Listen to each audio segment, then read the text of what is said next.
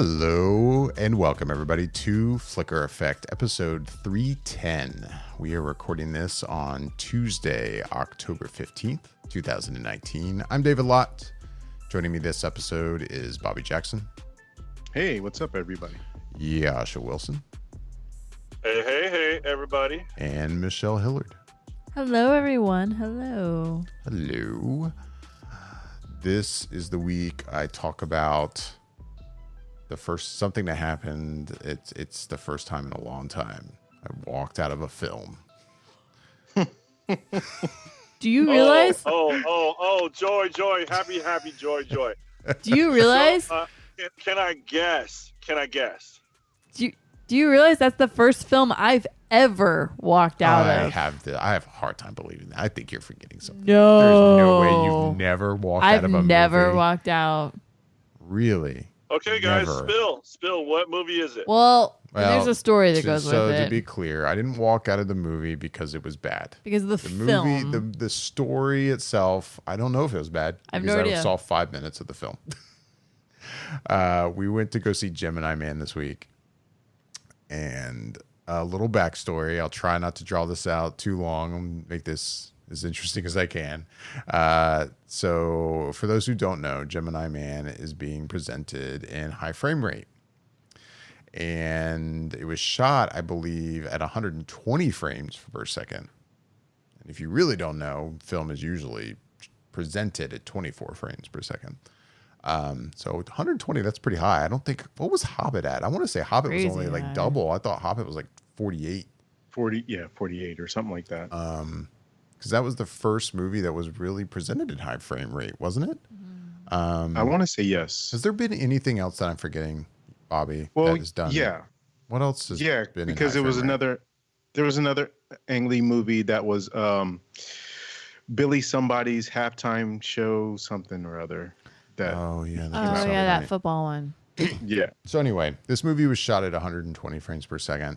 And it's funny, like, there are varying ways it's being presented around the country. Some where it's in 120 frames, but it's only in like 2K, right? And then there's some where it's like 60 frames per second, which that was what we were in. We were in a 60 frames per second showing. And from my understanding, all the showings I have seen, anyway, at least in my area, if it's in high frame rate, it's in 3D. So, because if I could have seen this movie in high frame rate in 2D, I would have signed me up. Absolutely. I say that I'm not like a 3D hater, but 3D has kind of run its course for me. And there's definitely films I think that are great in 3D, but for the most part, 3D, whatever. I'm good. I don't Gimmicky. need it. Only if a movie is like, man, we shot this in 3D and you need to see this in 3D, then I'll be like, okay, cool. I'll see it in 3D. If that's what you want, fine. If that's that's the film you've made for 3D, sure. The funny thing is about this film is it was shot in 2D and the 3D is a conversion, but yet all the high frame rate showings I've seen are in 3D. I don't get it. Anyway, so we go see Gemini Man this week. High frame rate, 3D. And the 3D was atrocious, like really bad. And it's one of those things I am no expert. I know nothing about digital 3D projection. So I don't know if this was a problem with the projection or if this was just a problem with the 3D of the film, but it was terrible. Like not so. I've been in something worse where I think it was like I saw Wreck-It Ralph the first time, and I walked out because halfway through the movie the 3D presentation like went to shit. Like something happened, and that was like completely. It was totally unwatchable. This wasn't. I wouldn't say unwatchable, but basically it was. It was like there was something about the way that the foreground, your subject matter, usually a person, whatever the camera was focused on, versus the background. Like my eyes, it's like you had to focus on one or the other. And if you were focused on your subject, there was something about the way the background was separated that was just not right. No. It was not computing, and my brain was like, no, this is weird. Stop.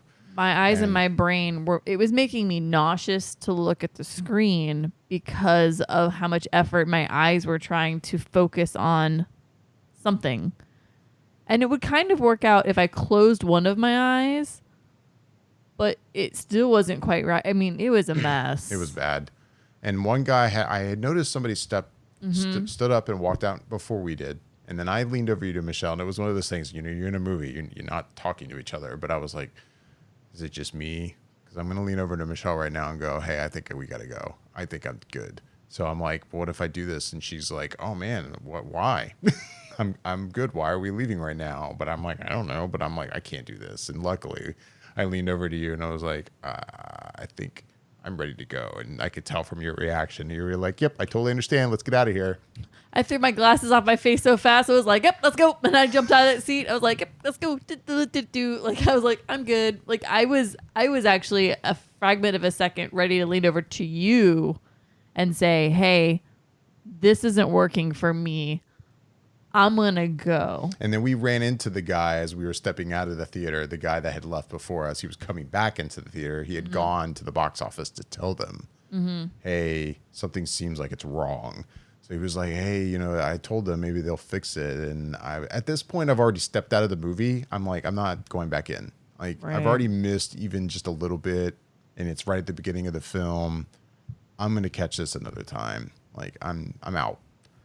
Like that's where I was. And plus, I mean, we have AMC A-list, so it's like I don't really need to go and get a refund. I'm quote like, unquote. Doesn't really right. matter. I'm like, I'm leaving. I couldn't deal with it. It was so bad. I mean, like, I was kind of getting nauseous in the film, and then we walked out of the theater, and then walking from, I guess, the darkness into the light, and then being in reality, I got almost more nauseous having stopped my eyes from working so hard in my brain. Like, it was bad. It was so very, very, very not good. And I was like, I can't do that. I felt queasy for like a good half hour. And then, yeah, it was like such a busy weekend with just plans with the kids and stuff all weekend. I was like, this was the chance. Like, I don't see it now. I'm not seeing this weekend. No, that was the only So, opportunity this weekend to watch Gemini Man. And then I haven't seen it. I didn't get to see a movie this weekend because I walked out of that one. So got like solid 10 minutes of Gemini Man, maybe. And the funny thing is in terms of the high frame rate, which, off air, I kind of, Bobby, I was jokingly giving you shit about like seeing it in high frame rate because my experience with The Hobbit in the past was very negative. Like, and when I say negative, not like the presentation was fine. Like when I saw The Hobbit, if that was in 3D and high frame rate and the presentation was great, I just don't think it worked. I don't think of all the films to put in high frame rate, that was the trilogy of films they should never have done that with. And so that was my only experience. And when I heard that this was in high frame rate, I'm like, oh God, no, not again. But I will say, as the movie started, when it comes to the high frame rate aspect of it, I was like, okay, all right, I'm curious to kind of see this through. But the 3D aspect I couldn't deal with. Yeah, so I pulled up a list for funsies, and it's all three of the Hobbit films were filmed at 48. Right, that's what I thought. And then Ang Lee's Billy Lynn's Long Halftime Walk was in 120. And then there's a few other little things, and then we got Gemini Man at 120. Right. And listed is Avatar 2 and Avatar 3, but they don't have the frame rate yet. Right. That's been my understanding, is that he's shooting those in high frame rate. And it also says to be determined Animal Farm. Andy Serkis's Animal Farm. And if there's someone who gets it right, James Cameron, I will give you a chance, man. Like, I will give him a shot. I'll give him a shot. Not in 3D. I'm not watching it in 3D. I am all for like doing something new with technology and film. And if somebody is going to do it right, I feel like Cameron may do it correctly. But my experience here was not good. So did anybody else see Gemini Man? Yeah, did you guys watch Gemini Man? You could tell us how it was. Yasha? Yeah, I saw it. I did. I saw it and was counting down the minutes until it was over. I thought that movie was fucking trash. I thought that movie was fucking trash. I'm sorry. It was trash. Wow. And it breaks my heart to say it. It breaks my heart to say it. I've been dying to tell you guys how I felt about this movie and what I thought. And I was not pleased. I was bummed. everything about that movie felt like it was just written 25, 30 years ago, maybe. The script was weak. The acting was subpar. And I've sat through subpar acting. I have seen Emily Blunt films. Okay, so I know subpar when I see it. Sorry, I just had to. I know that was gross. It didn't need to be done, but I did it anyways. No, but in all honesty, like I mean, I believe in Will Smith. When he wants to act, he can really, really lay it down. He can really act, and I enjoy his work. I like Will Smith, and I will support his work, and I'll continue to support his work. I sat there and I watched this movie, and I swear to God, it didn't even look like he wanted to be there. Like everything was like there are scenes when he was just talking, and everything about it sounded like they were reciting lines. They were practicing. I was like, this is bad. The story is corny, predictable. The only thing that was cool about it was the fight scenes.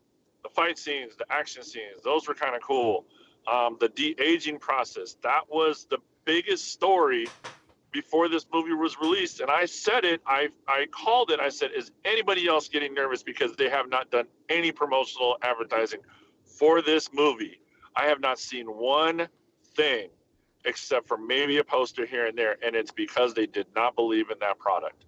That movie was trash. The producers knew it was trash. When they released it, they knew it was trash. And they were just like, shit, well, we have this thing. Maybe Will Smith's name is enough to go ahead and get some money back. And it's not. They're getting clobbered at the box office. I predicted that movie would be first because I was like, maybe Will Smith is a big enough name to do it. I love the idea of the story. I was down for Clive Owen. I was down for Will Smith. And that movie was trash. I stopped people when I was walking out of the movie theater. Oh man, really? I swear to God, when they were looking at the box office, the list of movies to see, I said, "What are you guys gonna go see?" Wow. They're like, "Oh, I don't know yet." I was like, "Don't go see Gemini movie. That movie was trash." And they're like, "Oh yeah, no, I don't think we're gonna go see that one." You were like, "Hey, I heard Downton Abbey was excellent. You guys should really go work on that one."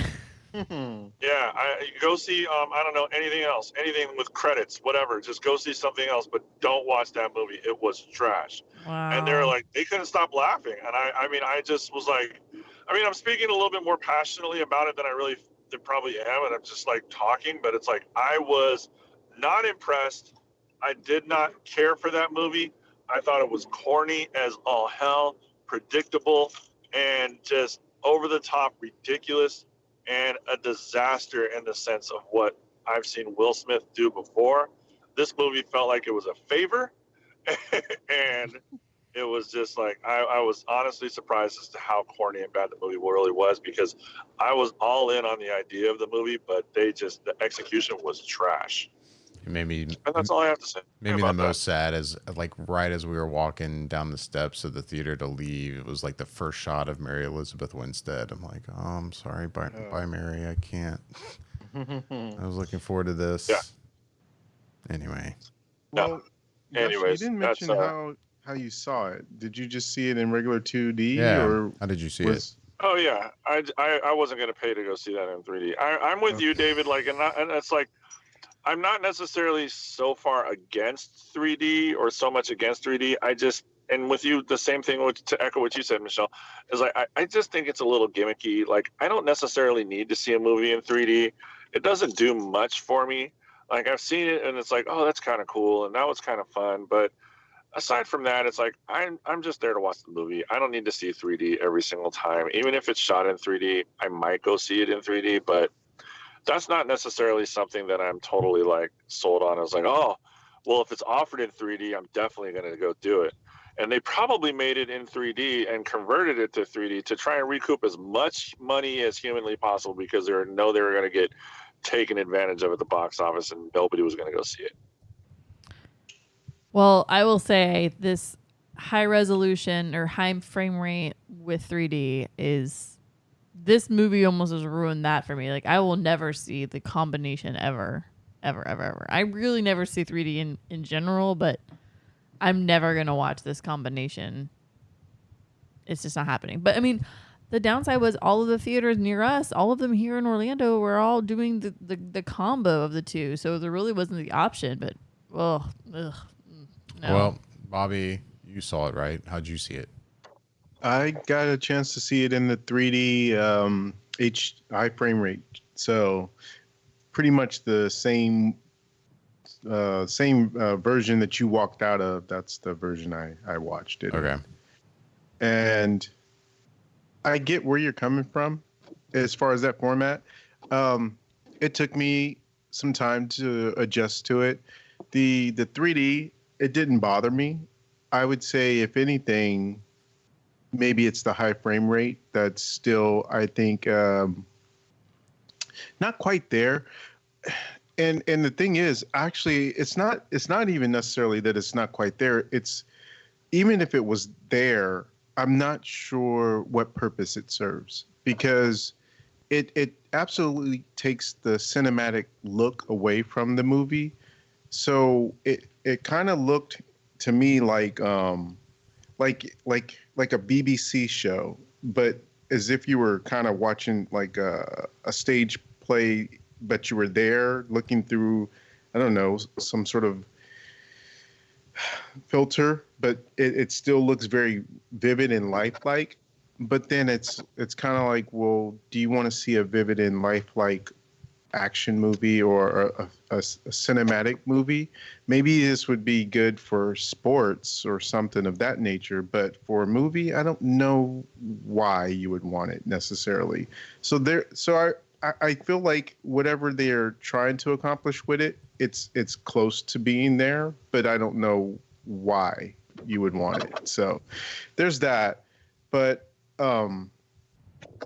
as a whole, the movie itself, I won't say it was as bad as Yasha was saying, but it's not great. It's there are some decent action scenes in it, but I think just the story itself is, it just does nothing for you in terms of like any type of an excitement to kind of engage you from the beginning to the end. You can pretty much predict what's going to happen, and I think that just there's no real meat to it. It's just kind of like a way to showcase set piece to set piece this technology, and getting to show that off in certain ways. And it's not really a cohesive piece altogether. It's not. I didn't walk away from it feeling like, oh, that was the worst piece of garbage I've ever seen. But at the same time, I was like, it's something I probably would have watched at home and been fine with, other than the fact that I really wanted to see the technology on display and see how it's kind of come from the last time I saw it, which was from The Hobbit. So it, to me, seems That's like fair. it has advanced, but it just doesn't seem like there's still a specific purpose for it the way it is. That's fair. I mean, I've actually told a couple of people too. I was like, don't go see it in the theater. It's watchable at home. Like, you can watch it on like Netflix or something like that, but it's definitely not something that I would rush out to go see in the theater, because it's just, it doesn't lend anything.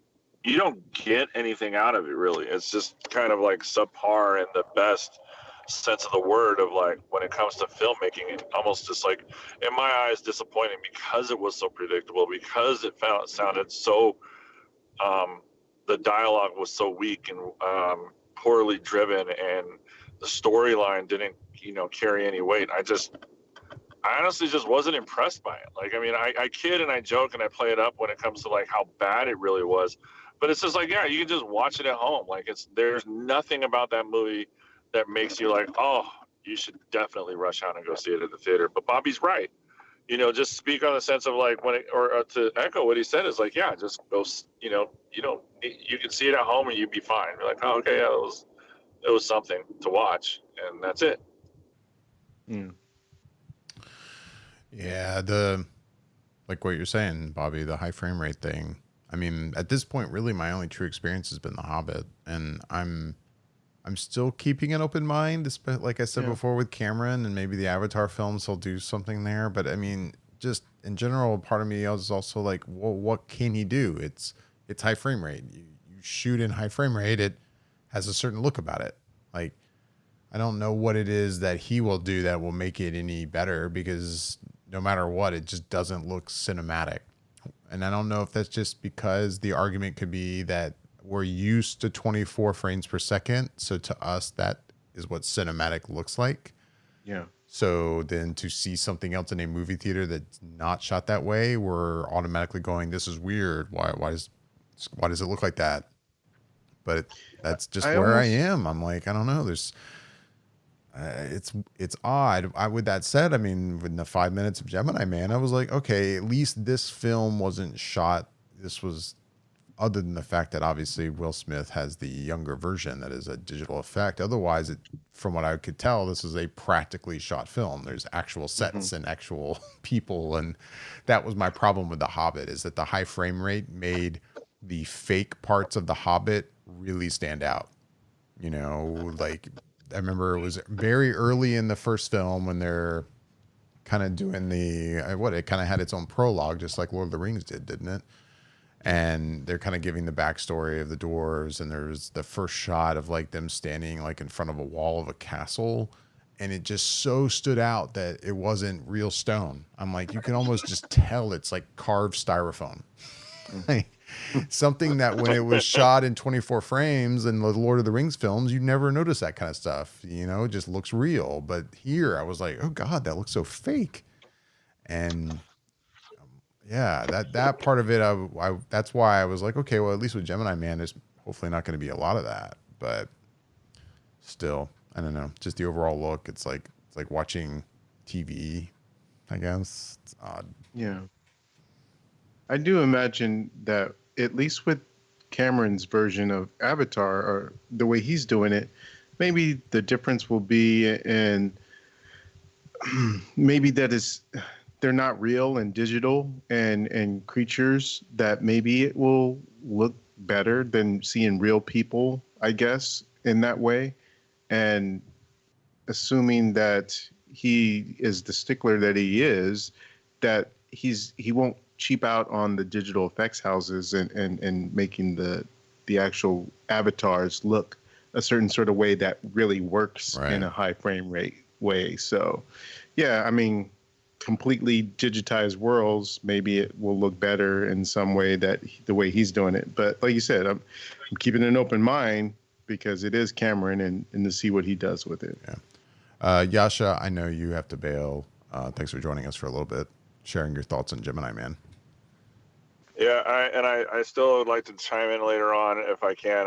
My thoughts on the Dolittle trailer. I'm sure you're going to talk about that too, but I'm going to go ahead and go. Thanks for letting me join again. Obviously, it's always great to talk to you guys, and I'll talk to you soon. Yeah, talk soon. Bye, Yasha. Later. Bye-bye. Well, he brought it up. Anybody watch the Dr. Dolittle trailer? Yeah. Go ahead, Michelle. Oh, no, I'm sorry. I was just going to say, yeah, I'll jump in a little bit on it. So the Dr. Dolittle trailer dropped with Robert Downey Jr. in the title role. And I'm just going to jump in. I think it looks interesting. I think, in a way, it almost seems kind of like it's very reminiscent in a way, the way it looks, and then also what I think it kind of looks like in a weird way the storyline's going. But it seems almost kind of a little bit Pirates of the Caribbean, Curse of the Black Pearl-y to me, but in a good way. Like I liked Black Pearl, and this looks kind of like that to me a little bit. So I thought you would have said that about Jungle Cruise, which we'll get to that too. And I also think that about Jungle Cruise. Like I remember thinking that too, but like, yeah, the Dolittle, like I'm down with it. I think it's a little more geared towards the way the books used to be, and not so much the one that was done with Rex Harrison. Obviously, not the one that Eddie Murphy did. So it's a little bit closer to what we know with Rex Harrison's version that was done in 60 something. I'm putting my hands up, going. I have no idea. I'll have to IMDb it. So it's a little bit closer to that, but it looks like it's more of an adventure, which is what Dolittle was known to do. Was he would go on adventures, and he would take animals with him, and he would find new animals, and he would help animals that were having issues, like almost like he'd go out and like help out like like species that were about to be endangered or something, or like somebody who was getting encroached upon. Like he was kind of the liaison between the animals and the humans in that way. And so yeah, that kind of seems like that's what we're going for here, and I'm down for it. Does it look like it could be a little bit cheesy? Yeah, maybe, but I don't know. I'm open to what I'm seeing. Again, it's the teaser. You're not getting a lot of information here, but I'm open to it. I'm not saying I'm in love with it, but I'm down. Well, also. Go ahead. Oh no, sorry. I was just gonna say real quick. I guess I'm falling in the indifferent category. I have no experience with the Dr. Dolittle story at all outside of the Eddie Murphy franchise. You never saw the Rex Harrison version? No.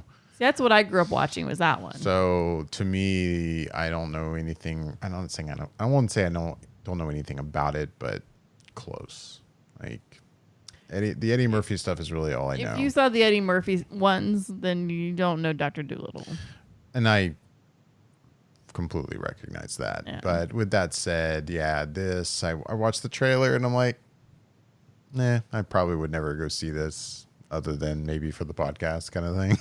Like, it's just not something that looks interesting to me. And there's nothing about the animation of the animals that is especially beyond the amazing animation we're already seeing. Like, right. I hate to be that way. I mean, Lion King and such, it's the bar is set pretty high now, so it's not like there's anything here that I'm like, whoa. Like, for instance, I heard Robert Downey Jr.'s interview recently on Howard Stern, and yeah, this movie came up in the way Downey Jr. was kind of talking about it. I was like, oh man, the things we're doing in this film, it looks amazing. But then I see the trailer and I'm like, it looks like the same stuff we're seeing right now. Like, there's nothing about this presentation that's even beyond the stuff, again, that we're seeing in stuff like The Lion King or Jungle Book, or like, yeah.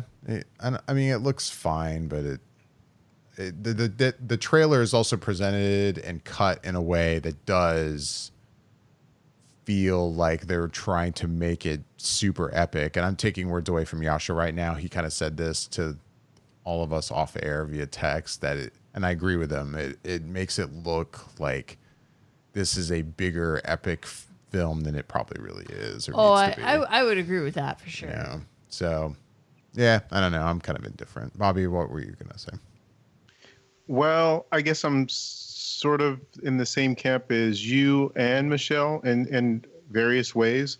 I think where I agree with you is that my knowledge of Dr. Dolittle is mostly contained to the Eddie Murphy series.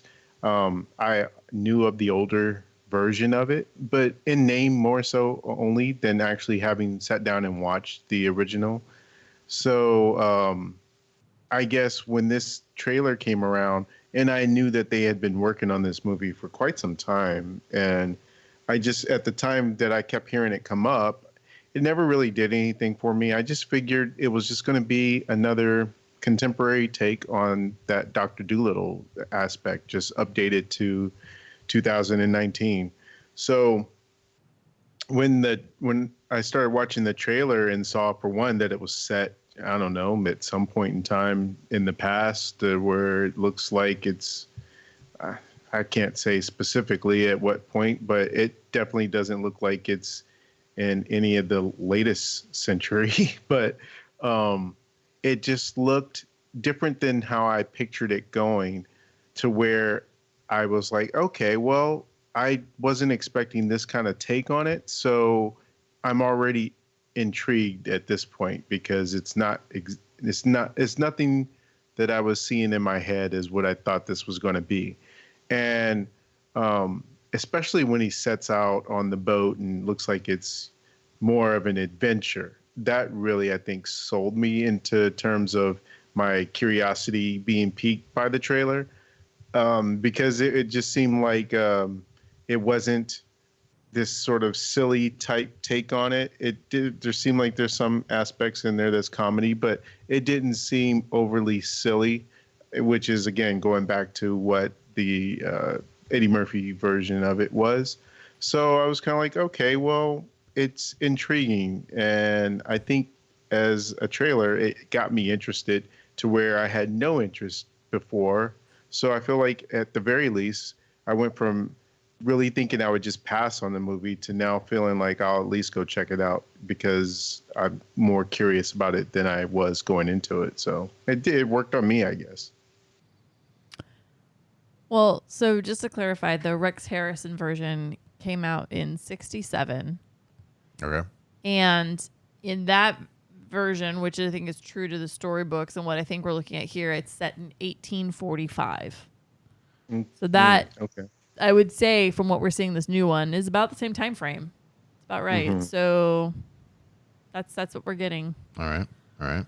I'm curious about this one, and I'll be honest, like I'm looking forward to maybe like taking David's kids to it. I think maybe his youngest one would think it's kind of cool. Yeah, I mean, as a kids movie, sure, I could see Kids are that. gonna like it. Maybe another trailer to see really the kind of movie it really is. But Yeah. yeah, I could see that. I mean, like when I was a kid, I will say the Dr. Dolittle that I watched, the Rex Harrison version, it was not like a beloved film in my film catalogs, but it was one that I could say I watched multiple times over a childhood, on and off. So, I mean, yeah, like I don't know. Yeah, it was something I was used to. And yeah, and now it's like I'm looking at photos on IMDb and I'm like, oh yeah. It's kind of, 'cause I haven't watched it in years. And now I'm thinking about this trailer and I'm like, yep, I'm seeing some similarities already, and it's bringing back like, yeah, Dr. Dolittle likes to go out and find new specimens, new species of animals, and he always tried to help out animals. And anyways, yeah, I think that's what we're getting here, and they're making it look a little more epic than it probably is, which I get. It's a promo, so right.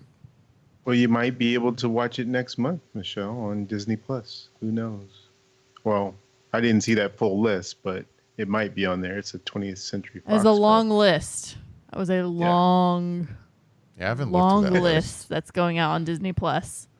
November 11th? The 12th. 12th. What'd you say, David?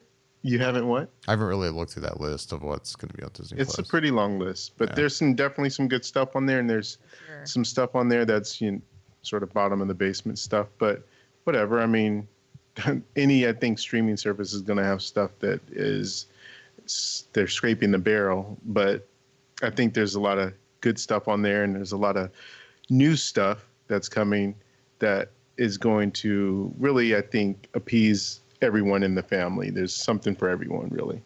Right. Well, while we're talking about trailers, yeah, we mentioned Jungle Cruise. Jungle Cruise. This is a movie that when I've, heard about the production, knowing The Rock and Emily Blunt's in it, it was like, okay, I'm making another movie based on a ride. Jungle Cruise is fine as a ride. Like, really? What are they going to do here? Is this really going to be any good? Like, yeah, The Rock is great and all. Yeah, I watched this trailer. I was like, oh, wow, this looks really good. I was very impressed with this trailer. It was way better than I expected.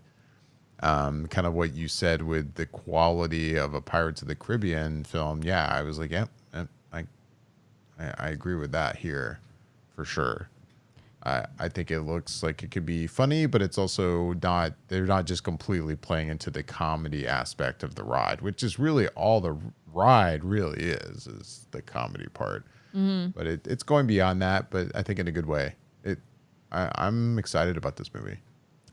I fully agree with you. I saw this trailer, and to back up, I'm in the same boat as you. When I first heard about this, I was like, oh, it's going to be another ride movie, and these are so hit and miss.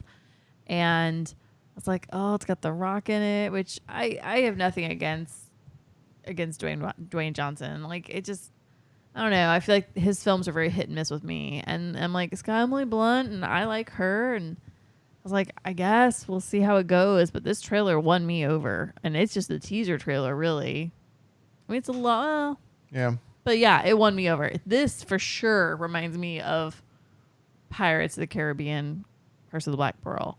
This looks stellar, and it kind of in a weird way reminds me a little bit of The Mummy, the one that came out a few years ago with Rachel Weisz and Brendan Fraser. Like it looks a little bit, it's got a little bit of that aspect to it too, and I liked the first two of those films. I thought they were fun, but no, this looks really good. I'm looking forward to it. And yeah, they threw in some of the jokes from the ride, and I thought that was kind of cute, but you can tell it kind of almost seems like they're going to be getting those out of the way pretty quickly in the film. And then it's going to be more focused on the storyline itself. Right. So, no, yeah, I actually loved what I saw on this. I cannot wait for this film. Bring it. I'm with you. Yeah, or Bobby, sorry. Yeah, so it's weird. I think I'm on the other side of it, I guess. What? Really? Yeah. Shut up. I don't know. It's interesting just because I saw it and it didn't move me in one way or the other.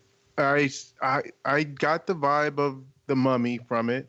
Didn't really get the Pirates vibe so much, but I saw it and I was like, okay. I didn't get pumped up for it. It didn't damper any feeling towards it, because my initial feeling going into it was kind of like, okay, it's going to be a rock movie in a sense of what you're going to get with him. Exactly. And so I that's kind of what I felt coming out of it. It didn't, but I enjoy Rock's movies. So for me, it's kind of like, maybe once I'm in the seat and watching it or a second trailer, it'll get me more excited for it. But I didn't come out of the trailer feeling any ill will towards it or anything. I pretty much watch his movies in general, so I already know I was going to go see it. It just didn't do anything extra to get me excited for it. So I don't know. I can't, as I think about it right now, I can't think of anything specifically from the trailer that stood out to me that says, oh, this is exciting. I want to see this sequence play out. I think I did like the aspect of it that it seemed like they are taking the ride element literally in a sense, because he's this tour guide kind of person on the what is it, the Amazon, I guess, maybe, I don't know. Yeah. And so that I thought was really cool, the way they incorporated the kind of ride element that you actually get when you go to Disneyland, Disney World, where you're on that and someone's kind of being your tour guide and little sort of cheesy things are happening. I like how that was in the movie as well, and that whole ride aspect of it. But beyond that, I can't really think of any specific thing that I was like, oh, okay, this looks, really cool. But I just feel like that's fine. That I guess I wasn't expecting to be blown away by the trailer. That I just knew that once the movie comes out, I'll see it anyway and sort of have an opinion after that. But yeah, it didn't move me in any kind of meaningful way. I'm really surprised, Bobby, but I don't know. I feel like I was really feeling it kind of as I was watching it, and I was watching it on TV. I didn't watch it on my phone. Sometimes I try to hold out till I can go home and I watch things on a TV, just throw the YouTube app up, and I'm watching it, and already there was something about the whole, like, how much money she's going to pay him, like, to do this tour for him to be the tour guide and, like, get her from point A to point B alive. Right. Like the joke about the money, how much it's going to cost her. Right. And then at the very end of the trailer, they clearly have gone through some rough waters. You could tell they're both stressed. And then there's a huge ass waterfall at the end. And he looks at her and he's just like, this is going to cost you more. And I was just like, I'm down. Like, this joke works for me already. I'm already into this. Like, that just kind of set up for me. I don't know why. I just bought into it. I was just like, yep, nope, I'm cool with it. I'm liking this joke. Like, it's a good one. Real quick, I was going to say, while we're talking about trailers, I haven't watched it yet. I guess the full-length trailer for Bombshell dropped today. Yeah, I And haven't watched that I one meant yet to watch either. it today, and I didn't. I know. Bobby, I don't know if you watched it or not, but Not yet. it's just funny. I noticed this in the teaser, and still, like, I'm scrolling through some stuff while you guys are talking, and I'm looking at this image, and it's still just funny to me how it's like, yeah, that's Margot Robbie, and that's Nicole Kidman, and that's Megyn Kelly. Like, it does not look like Charlize Theron at all. It really looks like Megyn Kelly. And it's funny how the other two, I'm just like, yeah, those look like the actresses, but that does not look like the actress. That looks like Megyn Kelly, like almost spot effing on. I'm like, Charlize is a snow leopard, man. That woman can do anything. it's just funny. Sorry. She's amazing. I haven't watched the trailer, but I did see some articles, and I'm already seeing the word Oscar stuff thrown around when it comes to Charlize as Megyn Kelly. So, yeah, I haven't seen the trailer, but that must be pretty promising if people are using that in some of their write-ups for the trailer. And then, yeah, a new trailer came out for Lady and the Tramp, which is going to be on Disney Plus. I watched that, I think, yesterday, and I'm still like, I don't care. I just don't. I'm sorry. I think it looks cute. I'm glad it's just on the Disney Plus. I'm glad it's not a full length to theater thing. Right. I agree. Yeah, it looks kind of cute, I guess. But for me, it just falls back into the Lion King boat. It's no just emotions. Like these animals talking. It just looks silly. No, it's not for me. But then, what did you think of the animals talking in Dolittle trailer? Yeah, well, yeah. Same. Like, yeah. Okay. Yeah. But I mean, you also don't see much of it in the Dolittle trailer yet. That was kind of a teaser, like a long teaser, really. Mm-hmm. Yeah. This was like, okay, you were seeing a lot of Lady and the Tramp talking, and I'm like, no. Again, it works as an animated film. That it makes sense, But now you're trying to make it look real, just.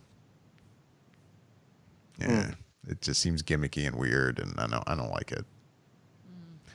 Oh well. Sorry, I feel like a grumpy old man. That's like back in my days. Is that how we did it? This looks silly, fucking millennials.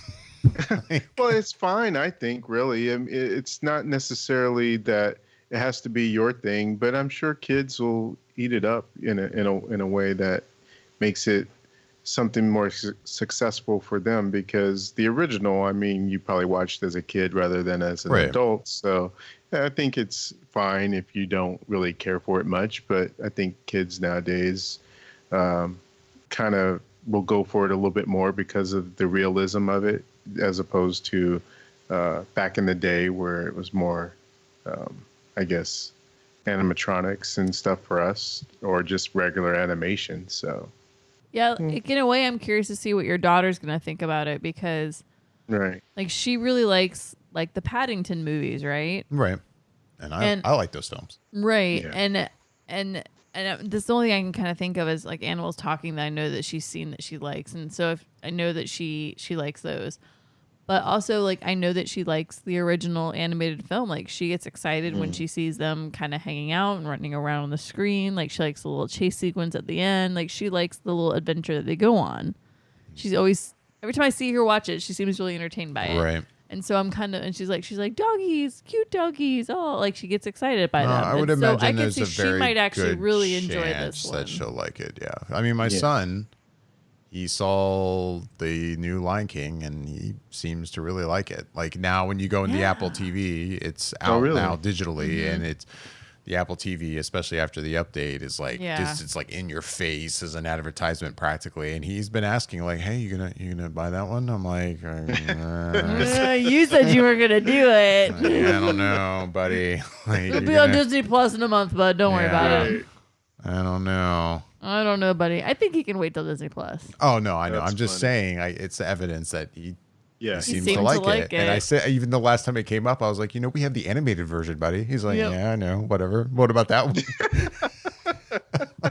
So hey, buddy, how about the live version of Aladdin? Can we watch that? I even offered to buy that one. He was like, yeah. I'm like, come on. Oh, likes the talking animals. He's killing me with this. Oh my god. So yeah, David, I think you're turning into Get Off My Lawn. I think I am. And then continuing the Get Off My Lawn and trailer conversation. Though this one isn't going to be so much a Get Off My Lawn. I'm actually more on board here is Terminator, Dark Fate. Oh, yeah, you did mention that after we walked out of Gemini Man. Was it Gemini Man or in front of Joker? It was Gemini Man because I talked about it later because we walked out and we had time to actually converse about it. But yeah, like I hadn't seen that newer full-length trailer for it. And I was like, okay. You were suddenly super down with this. And I was like, what the hell about this trailer just won you over? And I am baffled, by the way. First teaser trailer, I wasn't like hating on it. I was just like, oh, God, another Terminator movie. I'm just like, I don't care. And oh, well, yeah, apparently it falls after the second film and it's ignoring the other ones, right? I'm like, I just don't care. But watching the more recent trailer, I'm like, okay, yeah, I'm kind of in. I don't know why. Oh no, you know what? You're right. It wasn't Gemini Man. It was the other one. It was Joker. I think it was Joker. And you said I remember now. You said what really got you was the sequence of the new Terminator guy who's chasing them and his fight sequence in the jail. He's like having to like beat off all these people and he's just killing all these guys around him. He's killing all these security guards. I'm like, I don't know. It felt people. There was something about that. That's what it was. That trailer that I'm like, yep, this feels like even though Cameron didn't direct this. This feels like a Cameron Terminator film. Yeah, you were feeling that part. And there's something about it that I'm like, again, like you just said, Bobby, I'm with you. There's definitely caution here because Cameron didn't direct this. Right. But I'm a little more like, okay, I'm going to go see this. I'm kind of in. I'm getting an eye roll, by the way. You can still hear my eye rolls every time that damn trailer's go on. I'm not impressed. I don't know. That's fair. I mean, I'll still see the stupid thing. Latest. Oh, you haven't? I have not, because I got on board at San Diego Comic-Con when we were at the Hall H, and they had the trailer for the cast and everything, and they showed us a few more scenes and different things going on there, and that's when I got on board. So when this latest trailer came out, I was like, I don't want to see it because I'm already on board for one, and two, I don't know if they're going to show other stuff I haven't already seen, so I don't want to see any more than I've already seen at this point. I'm ready to see it, so I didn't want to watch it. I get that. I don't know. I will say after this trailer, I will buy tickets. I will see this as I get more eye rolls from Michelle. I mean, and I'm saying that I'm eye rolling at this, and I'm not excited for this film, but I'm a sucker to see Terminator films. And I've not enjoyed the last few, and I've eye rolled at them before even walking into the theater for those. But fair. I guess it's the youth in me. I remember watching Terminator 2. I remember seeing T2 for the first time and then watching it multiple times afterwards. And I've always, since that film, just enjoyed that. Yeah. And then, unfortunately, I'm a little bit younger than you guys. Like, I saw T2, and I didn't even see it in theater. I think I saw it once it was released because my parents were concerned because I was young, and so I watched T2. But I liked it so much, my mom caved, let me watch the first Terminator, and I'm like, these are amazing. Like, I was like, give me more. So for me, I still enjoy it as a whole because of my love for T2, and I'm still going to go see it. This movie looks not good to me at all. But I'm going to see it. I have my fingers crossed for sure. Yeah. Same here. And I think it's because of some of the things you mentioned, David. One being the fact that they're ignoring the other Terminators and saying, okay, here's a proper sequel to the first two. So this would be essentially, quote unquote, the third movie. And James Cameron, while he did not direct it, has been involved in it with the sort of the executive producing, working with, Tim, no, is it Tim? I can't remember who actually directed it, but who worked on Deadpool before. So there's some of those aspects that Tim Miller? Is it Tim Miller? Yeah, I think it's Tim Miller. Okay. Yeah. And so he knows how to stretch a budget, because if you see what he helped do with the first Deadpool and the visual effects, it's like, okay, I there's a good marriage going on here. And I'm really hoping that they were able to pull it off and inject some energy in a franchise that has, for the last few movies, earned heavy eye rolls. So I'm really just kind of hoping against hope that they can kind of set this franchise back on track. Because the last good thing I've seen from this universe of Terminators was the Sarah Connor Chronicles that came on Fox back in the day with Lena Headey and Summer Glau when she was a Terminator. That was a good series. So I would like to see, I know that they have it in them, that the show was good and the movies can be good. It's just that, can someone crack the code? And I'm hoping they kind of crack the code with this one. Well, before we run out of time, what's everyone's thoughts on this Catwoman casting? We found this out, yesterday? And this Catwoman casting is for the film that's going to be starring, what's his name as Batman? Robert Pattinson. Robert Pattinson. Thank you. Yeah, the Batman. The Batman. Michelle, you like Zoe Kravitz as Catwoman?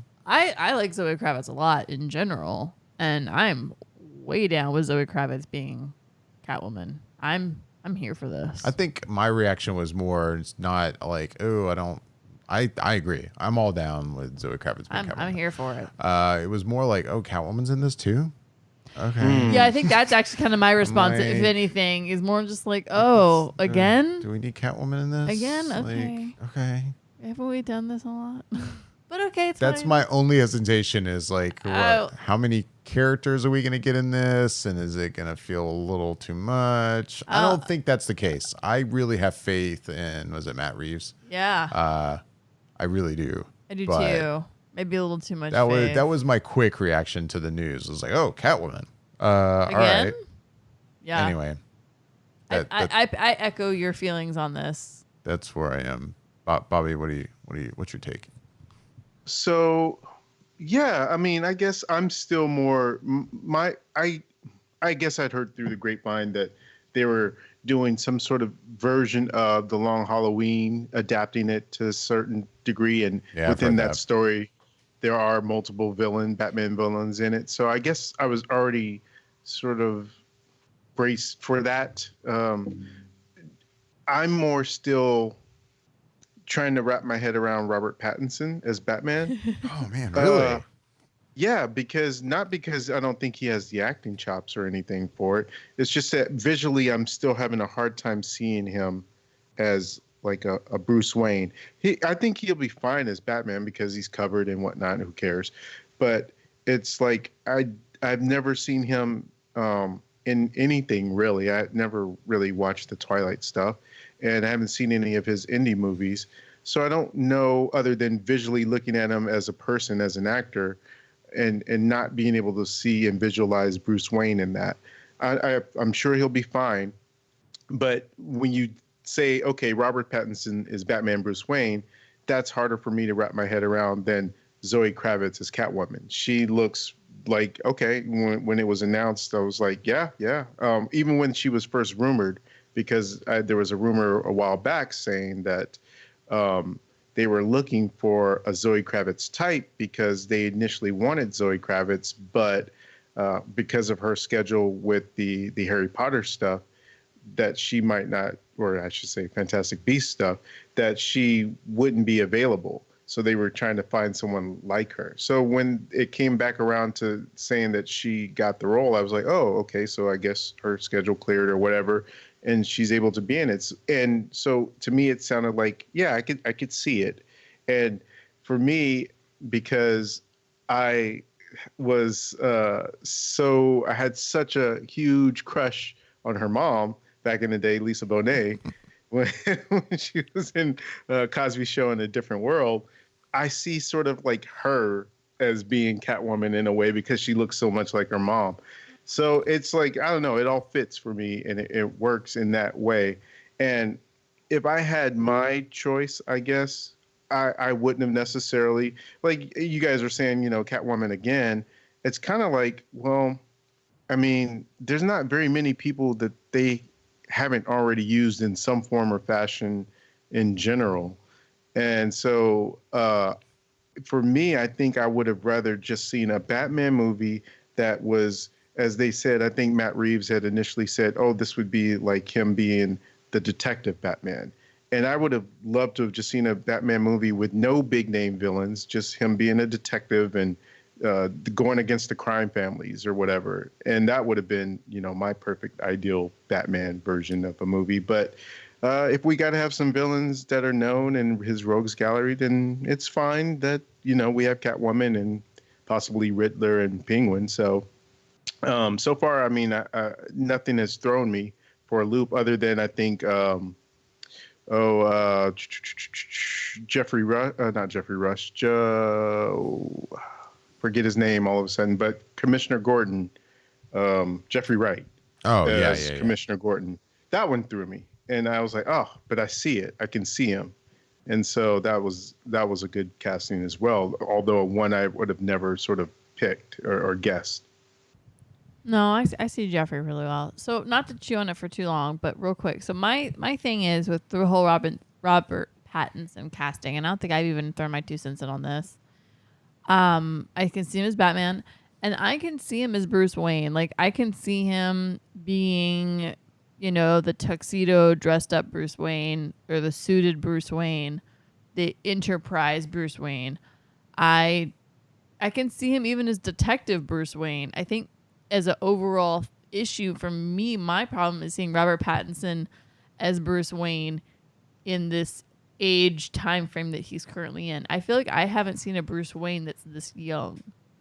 Mm-hmm. And not that he's young. Robert Pattinson is just a little bit younger than me, but like, I feel like I haven't seen a Bruce Wayne that's that age. Does that make sense?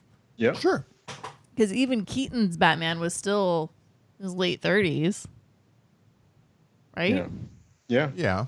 So for me, like this late 20s, like 30-year-old Bruce Wayne for me seems very young, and that's my like, I don't think I've seen a Bruce Wayne at this age time frame.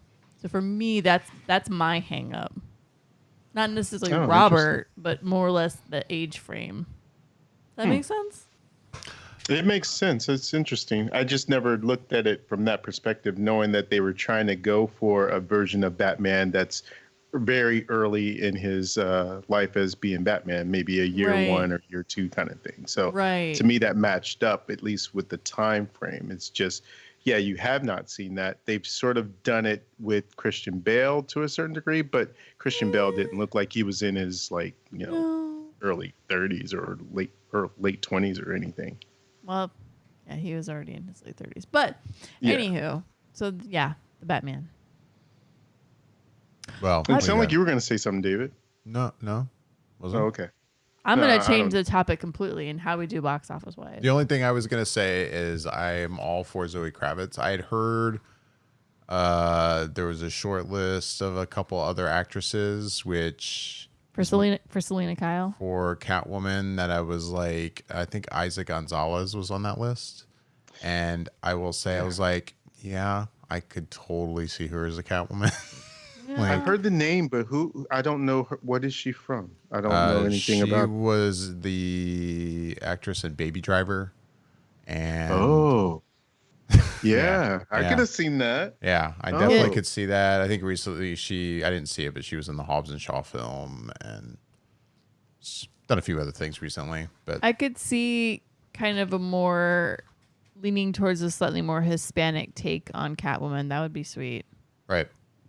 Yeah, I'm down. I would have been down with that, and I'm all for Zoe Kravitz. But actually, I'm pretty happy with Zoe. Right.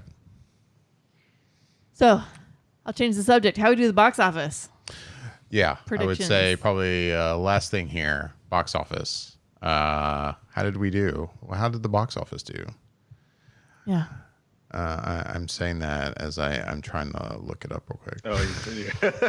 So, while David's looking it up, I'm going to pose a question to Bobby. So, Bobby, if there's only one movie you can see this coming up weekend, which is October the 18th, what one movie would you watch? Because there's a lot coming out this weekend. So, I want to know what if is you there really? Yes, sir. Well, I think again that one film I'm pretty sure is a limited release. It's a pretty large limited release. I found out. Well, Jojo Rabbit gets that's coming out. I didn't realize. Well, in limited. It's limited, but if you're in a major city, it's in your city. I'll put it that way. I don't think it's here.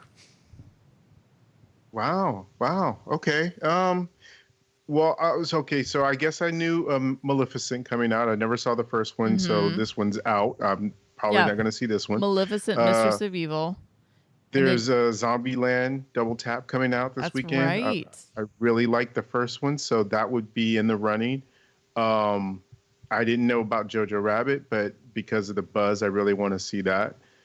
But I would say the one movie that I really want to see, because I'm such a fan of his other stuff that I've at least have had a chance to see, is probably Parasite, the Bong Joon-ho movie that's coming out. I think it opened early last week in just 3 theaters. I think it's open a little bit wider this week. I don't know if it's still a full-on release, but I keep hearing very, very good things about it. So now I'm definitely feeling like this is the movie I have to see this weekend for sure. Yeah. So again, this weekend is a tricky weekend because you've got Zombieland Double Tap, you've got Maleficent, Mistress of Evil. So 2 pretty big, heavy hitting sequels, right? And those are your big wide releases. Those are big, wide release. And then Jojo Rabbit is in a limited release, but it's in a lot of major cities. Well, what I'm seeing is it's on 5 screens. Okay. So I don't know how wide that is, but just a heads up for anyone out there listening. If you're all like, where's my Jojo Rabbit screening? I guess I looked at a different listing. But anyway, continue. Anyways, maybe I looked at what was coming out then when it actually releases. Maybe. Well, also, a film that I'm really curious about and looks intriguing, but I'm not really sure about this film, is The Lighthouse. And it's in limited. And then, like you're saying, Parasite, which also is very, very limited, very specific as well. So, yeah, this weekend's really hard. I would say if I could, I would totally see Jojo Rabbit, but I'm probably going to wind up seeing Zombie. I mean, yeah, for me, I would see Jojo Rabbit in a heartbeat easily, but since I don't think that's an option, it's going to be Zombieland. I also have not seen the first Maleficent, and I think this second Maleficent looks just silly as hell. I have no interest in that movie whatsoever. Like I watched the trailer for that sequel, and I'm like, oh my God, Angelina Jolie, you could do so much better than this. What the fuck? Like, you must be getting paid well for this one. I mean, I will say I enjoyed the first one. I enjoyed Maleficent. I don't think there was any need for a sequel. And yeah, I looked at the trailers for this. I'm like, yeah. I think in a weird way, there's something about the aesthetic of it that I like, but the storyline doesn't look like it's going to be that There's even good. the shot of her wearing this outfit, which just, I mean, this is based on a Disney animated film, but there's this shot of her wearing this outfit that just is super skimpy looking thing. I'm like, what? Why in the hell is she dressed like that? Like, just because we want to try to stick Angelina Jolie in this tight looking, weird, lacy kind of like, no. This is just stop. Like, I don't know why it bugs me. I just think that movie looks stupid. I mean, I noticed because it's Angelina Jolie, but it's forced and dumb. Well, now I feel stupid because I clearly saw a much different list for Jojo Rabbit. It must be for the wide release. Hey, I'm only going off one thing I'm seeing right now. That's actually Box Office Mojo is saying it's going to 5 screens. Well, because you and I had this whole like limited release conversation the other day. So then I went ahead and looked it up the other night, and I must have pulled up a list that has their full release because I was looking. I was like, wow, this is actually a crap ton of cities. Like I was like, yeah, I mean, please don't quote me on what I'm saying, but I think you're probably accurate and I'm incorrect. So I apologize. Oh, either way, it sounds like there's going to be a lot to talk about this Sunday when we record. But well, if there was any way I'd see Jojo Rabbit, I would totally see Jojo absolutely. Rabbit. But it doesn't sound like it's coming to Orlando, so that means I'm out. Well, real quick, we have our box office battle every week. We do our predictions. How did we do? Well, the box office went like this. Number 1 was Joker again in its second week, pulling in almost 56 million in its second weekend. It only saw about 42% drop. So then by Price is Right rules, Bobby and I were closest. Well, we don't go Price is Right rules, though. I thought we would by Price is Right No, well, we still have to be within 2 million. Yeah, you got to be within 2 million to get son that of a bonus. gun. Yeah. Adam's Family was number 2. Gemini Man number 3. Abominable number 4, and Downton Abbey number 5. Downton Abbey holding on strong. And if I got Already things, sequel talk. if I got things right here, and please correct me if I'm wrong, Michelle and I both got the 5 correct. Neither of us got the bonus. Okay. Yep. Because I had predicted, I think 42 million for Joker. Michelle, you had predicted 48. I almost said 52.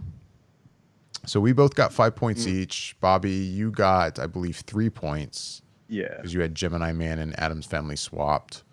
Yep. And then Yasha had 2 points because he got 4 and 5, Abominable and Downton Abbey. This week was rough because in my head, I put together my list and then I go to Twitter and I'm just about to put it in. And I realize I'm like, my list is exactly the same as David's. It doesn't I matter. was like, same order. I was like, God, I suck. And I was like, maybe I'll switch it up. And I'm like, no. I'm like, this that's is your what prediction. I want. That's your prediction. What I Yeah. think's going to happen. Make your prediction, no matter if it's the make same. your prediction. I was like, that's Yeah, what absolutely. it's like, but it makes me feel like I'm a copycat. But the thing is I didn't realize I was being that way until after I was like, oh, son of a. Well, it's Tuesday. Go ahead and make your prediction right now for next week. Then we have to copy off you.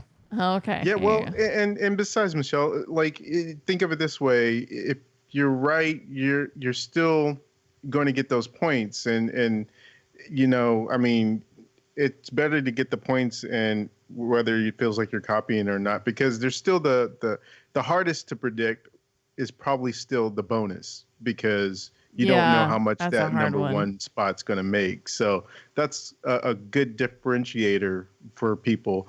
And right now, David's, I don't know what total points are, but he's doing pretty well. And so if we just all keep matching him, he's going to keep a lead. So sometimes it's kind of like you do want to.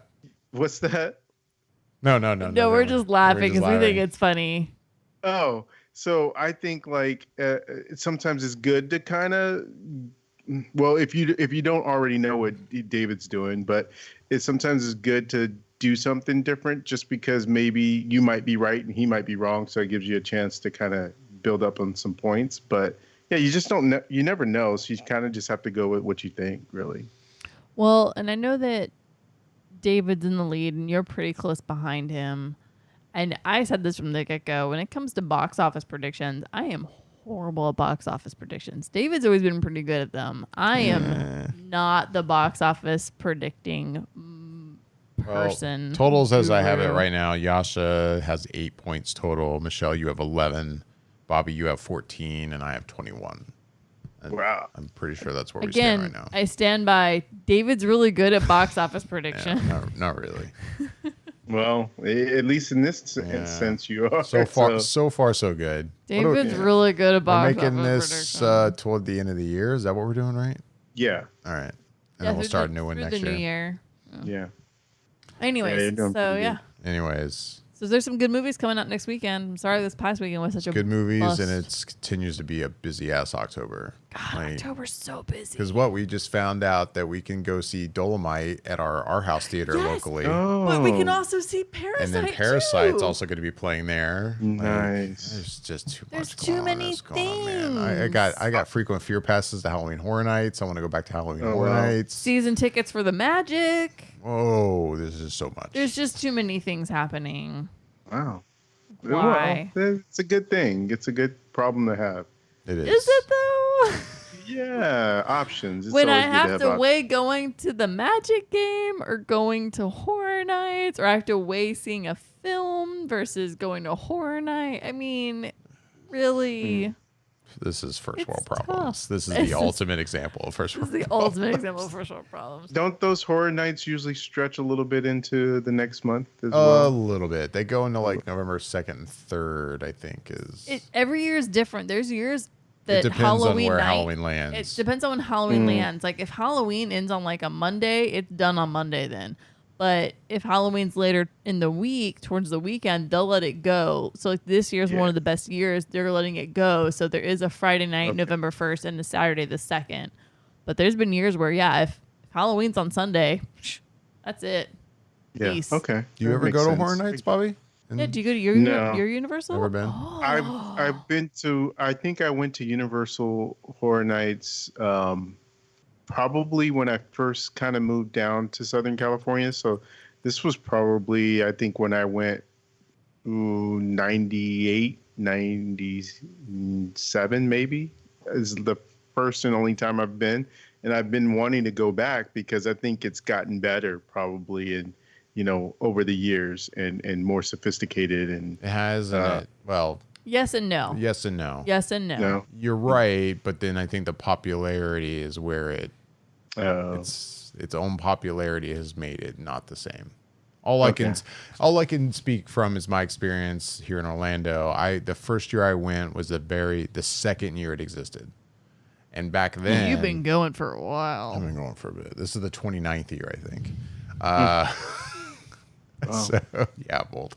And I remember back then it was nice. You'd go into a house and they would send you in like groups of like 6 or 8. And you were going in and you really felt like you were like, what's around the corner? I can't see. I don't know what's happening. Now You're it's not really just, hearing people scream right in front of right you. now it's so popular. It's just a constant stream. And you can kind of see in front of you, if you're paying attention, where the kind of jumps are. I mean, yeah, it's a moving queue. they set it up where you're kind of having to go around corners and not trying to hide what's in front of you as best they can. But plus now they have like every so many feet, there's a random, like they call them team members there, a team member standing there, like kind of just like a safety person watching things, and that kind of pulls you out of it, in my opinion. And it does sometimes. that didn't used to exist. So there's definitely changes that have happened over the years that I'm like, it's not as scary for me as it was back in the day. Plus I was just younger back then and I was more, I think, prone to being like, what the hell is happening? But anyway. I will say the production value for me, the houses has gone up. Oh, absolutely. I mean, like, that's what I mean. The houses are intense. What was the graveyard one that we went through? I don't remember the name, but that was a pretty good one. That was there was a good this house. one room where you're going through and it's like these random like gravestones, right?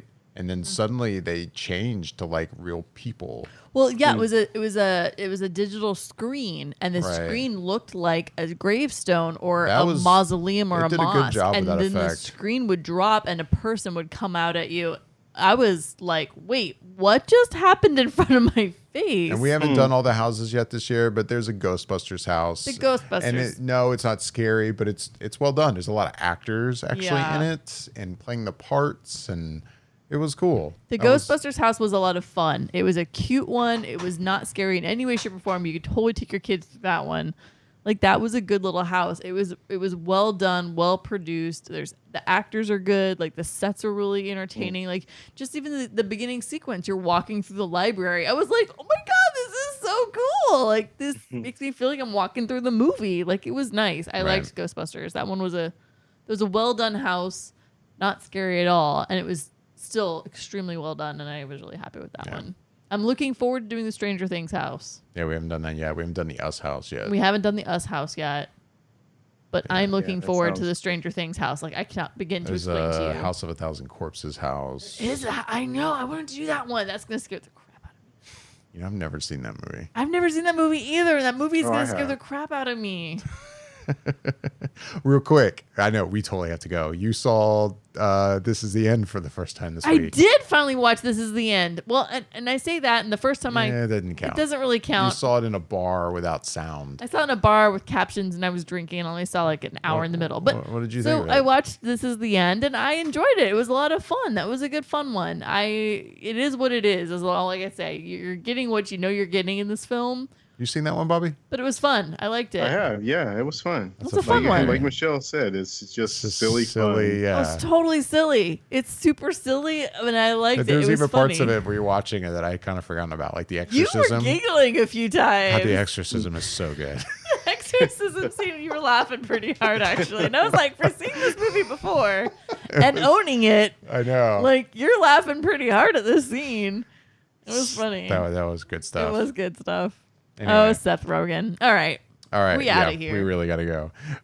As always, we would love to hear back from everyone listening. You can let us know what you think of the show by emailing us at feedback@flickereffect.com We are also on Twitter and Instagram at Flickr_effect and on YouTube, youtube.com/Flickr Effect. Yasha had to leave earlier, so I'll say bye for him. Yasha says bye with that. I'm David Lott. I'm Bobby Jackson. And I'm Michelle Hillard. Thanks for listening.